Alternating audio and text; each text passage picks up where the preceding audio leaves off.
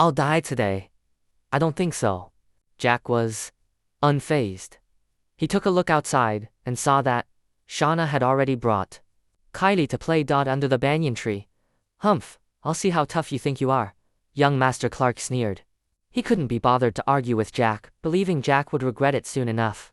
Very quickly, a few cars pulled up outside. Dan Jameson, the Clark family's #1 fighter, walked in with several muscular men. As soon as he entered the courtyard, Don Dot shouted, "Who's the one who dared to bully our young master? Do you wish to die?" He Dot was already furious from earlier trouble. He had just encountered someone he could and single quotes to offend, and even lost a finger. After treating his wound at the hospital, he was immediately called again about young Master Clark being beaten. "It's that trash named Jack White," young Master Clark said smugly. "Just a retired soldier, yet he dares to act arrogantly in front of me. Motifaster-esque? CKER. This is really," Don bellowed, as he rushed forward, ready to vent his anger, but the moment he saw Jack, he froze in fear. How unexpected. "We meet again," Jack said calmly, glancing at Dan's bandaged hand. "Seems like you're a man who keeps your word." Young Master Clark frowned. "You've met him before?" Dan forced a bitter smile. "Young Master Clark, it's about time for lunch. Why don't we head back?" He winked repeatedly as he spoke. "Lunch? What lunch? Go beat him up. If I don't vent today, I'm not a man." Young Master Clark shouted, not understanding the hint. Smack. Jack stepped forward and slapped him across the face. "You done. Get him." Smack Dan. Smack. After several consecutive slaps, young Master Clark nearly passed out. "Dan, why aren't you doing anything?"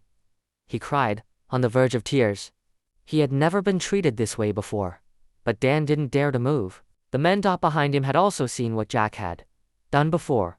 They lowered their heads, too afraid to step forward. Then something unexpected happened. Dan stepped forward and bowed respectfully. "Sorry for the disturbance," he said. With a wave of his hand he ordered, "Take young Master Clark home." In an instant, the men carried young Master Clark out. "Put me down, Dan. What's wrong with you? I told you to cripple him. Why are you acting like a coward?" he shouted all the way out.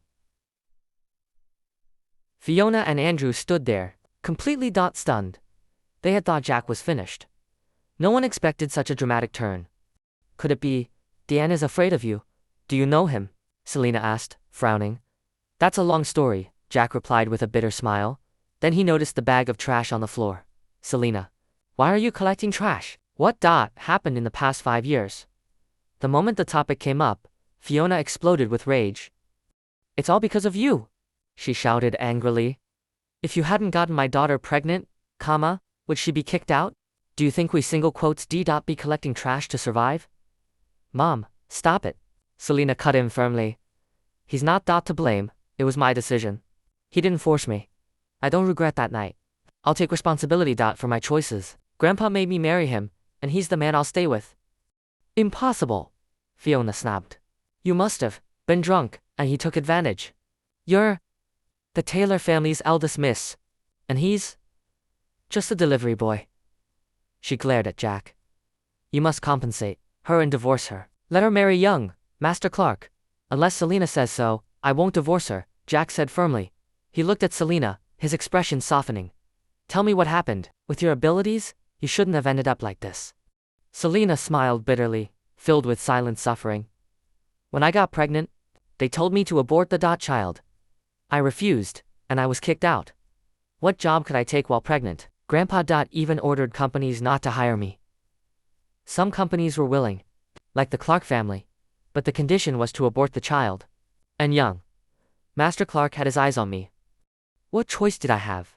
The Taylor family made it worse. If I tried to start even a small business, they'd destroy it.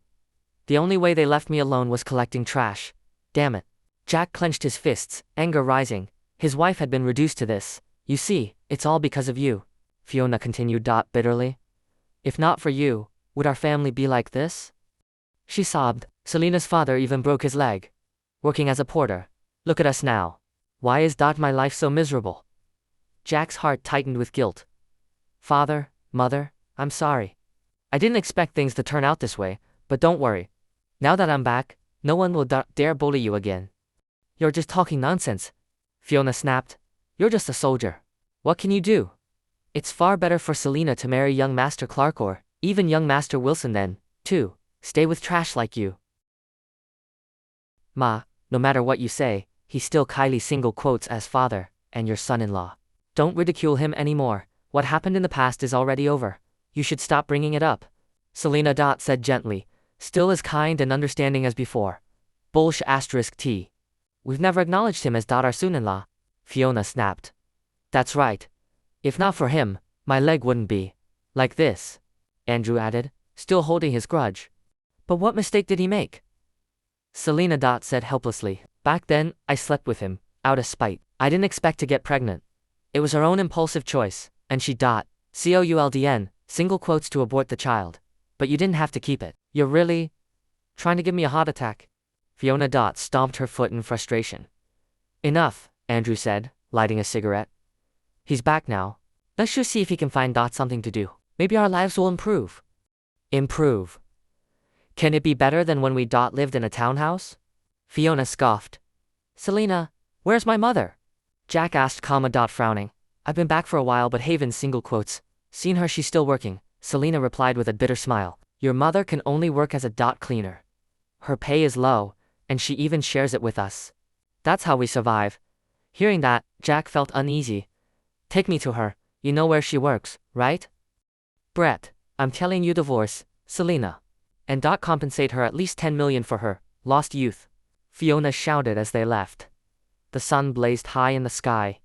On the roadside, a middle-aged woman cleaned the street, holding onto a hat, thud. A plastic bottle landed in front of her. She looked up and saw 2 young men and several girls in revealing outfits. Sigh. Youngsters these days don't even use the trash can, she muttered. *CK. You're just a cleaner. Why talk so much? One of them sneered. If we don't litter, what would you even do? That's right, a girl laughed, scattering sunflower seed shells. Clean properly, or you might lose your pay. The group laughed as they continued littering. Why you're all so young, yet so uncultured? The woman said, exhausted under the heat. Haha. You're talking about culture? One youngster mocked. Jack and Selena witnessed everything, anger rising. Before Jack could act, Selena rushed forward. Why bully her? She's working hard. Can't you just do your part? "Io, pretty lady," one of them smirked. "Nice figure, but those clothes? Too poor." "Mind your own business," the girls scoffed. "Selena, don't," Joan said quickly, pulling her back. "It's fine, I'll clean it later." "Mother, they've gone too far." Selena clenched her fists. "Hey, you look cute when you're angry," the youngster teased. "Give me a kiss, and we'll stop littering. You dare touch my woman." Jack stepped forward coldly. "Jack?" Joan froze, then teared up. "You're back, Ma." Jack's eyes reddened as he held her hands. "I'm sorry. I made you suffer all these years. I'm fine. I'm fine," Joan cried. "They all said, you died, but I knew you'd come back. I'm back. We'll never be apart again," Jack said firmly. *CK, what is this? Some drama show?" A youngster scoffed. Jack's eyes turned cold. "That's right. Talking about war and glory, what a joke," the others mocked. Bang. Bang. In an instant, the 2 youngsters were sent flying, crashing into a wall. Blood spilled from their mouths as they collapsed motionless. "Murder!" The girls screamed and ran away. "Jack, you've killed them." Joan panicked. "What if they're important people?" "This isn't the battlefield," Selena added anxiously. Jack smiled faintly. "Don't worry, I held back. They've only passed out, really." Selena checked and sighed in relief. "They're still breathing. Let's go quickly," Joan urged. "Ma, you don't need to work anymore," Jack said. "Let's go buy some clothes." "Buy clothes with what money?" Joan asked. "Our family depends on me, and Selena." "Treat Selena well," she added softly. "She's suffered a lot." "About the others?" Jack frowned. "Why aren't they working?" "They blame you," Joan sighed. "And they single quotes used to being pampered." "My brother is useless," Selena said. "He only comes home to ask for money." "Good, I'll find a job soon," she added. "Restrict me," Jack chuckled. I'm already being kind by not suppressing them. You've become more boastful, Joan smiled, though relieved. Let's go, Jack said, guiding them into a mall. Second floor is expensive, Selina whispered. Those are branded clothes. Let's go downstairs, Joan urged. No, Jack said firmly. We shop here. He pulled them into a store, despite their protests. As they entered, their worn clothes immediately drew disdainful looks. Really? Are they that expensive? Jack asked. Upon hearing that, Joan quickly urged, Son, let's go downstairs. The clothes on the first floor are cheaper. Just buy some for your wife. That's enough. Don't worry about me, I still have plenty of clothes. I don't need them, Selina said, shaking her head. Just buy some for your mother, instead, double quotes. She was clearly trying to save money. Enough, Jack said firmly. Listen to me, we're shopping here. Without waiting for a reply, he grabbed both of them, one on each side. And strode straight into an exclusive store. No, this is too expensive. Selina tried to protest, but it was too late. Jack was surprisingly strong and persistent, pulling them inside without difficulty. The moment they entered, Selina fell silent. She didn't want to embarrass Jack in public. However, what they didn't notice was that their worn-out clothes had already attracted several disgusted glances from others nearby. Are these people insane? They look so dirty. A rich woman sneered while picking clothes. She held a Gucci bag and glanced over coldly. That woman is wearing a street cleaner's uniform and a straw hat. Good heavens, isn. Single quotes, to this a Gucci store. I'm sorry, madam. I'll have them leave immediately. The saleswoman beside her replied politely. She turned and instructed another staff member. Go, send them out. Don't let them lower our store's class. The saleswoman walked over in high heels. Hello, are you here to buy clothes?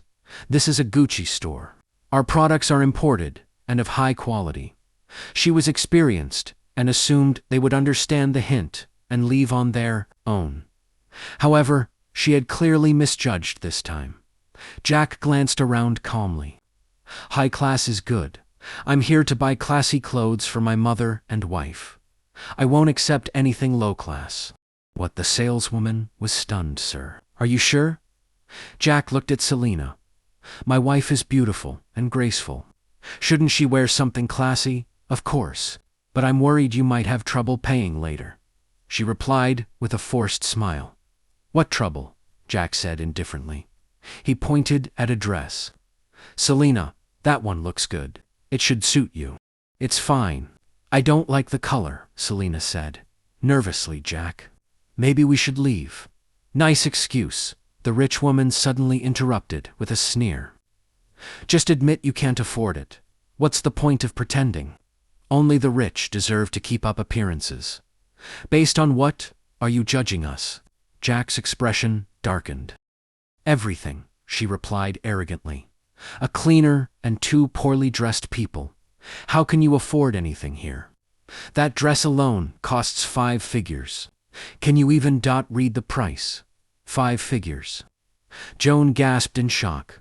She had expected at most a few thousand. Not this. Jack, maybe we should go somewhere else. She said worriedly. Ma, don't worry, Jack said gently. These are for younger people. I'll pick something for Selina first, then for you. He picked up a dress and handed it over. Selina, go try it. You really want me to? Selina hesitated. She wanted to, but the price made her uneasy. Go on, what are you afraid of? Jack said, pushing her toward the fitting room. Wait, the saleswoman shouted. She's covered in dirt. What if she stains the clothes? Then we can't sell them. Jack shot her a cold glare. Say one more word, and I'll slap you. She immediately shrank back in fear. You don't allow customers to try clothes. Then why have fitting rooms? Jack said coldly, ushering Selina inside. Selina looked at him, dazed. He felt completely different from the man she remembered. More confident, more dominant. Soon, she stepped out in the dress. "Selina, you look stunning." Joan's eyes lit up. "Even if it costs 10,000, we'll buy it. Jack hasn't bought you anything all these years." "It's beautiful, but too expensive," Selina said reluctantly. "Maybe we should look at other shops first." "If it looks good, we buy it," Jack said firmly. He handed her 2 more dresses. "These look good too. Try them." "Wait, you can't try that." The saleswoman rushed over and snatched one away. "This is a limited edition, only one in the country. It costs over 100,000. Smack. Before she could finish, Jack slapped her. "Didn't I warn you?" he said coldly. "Keep talking, and I'll hit you." The saleswoman was stunned, nearly in tears. "Brat, you're really bold." The rich woman Karen snapped. "A poor man like you dares to act like this. Fine, if you can pay later, I won't let you leave." She immediately made a call. "Old Roger, bring some men to the 2nd floor. I'm being bullied by some arrogant poor guy." "Jack, what are you doing?" Selina whispered anxiously. "Let's just go. They look down on us," Jack said coldly. "If I don't teach them a lesson, they won't learn." He picked up the dresses. "No need to try. Pack these, the size should fit." "I'll try them."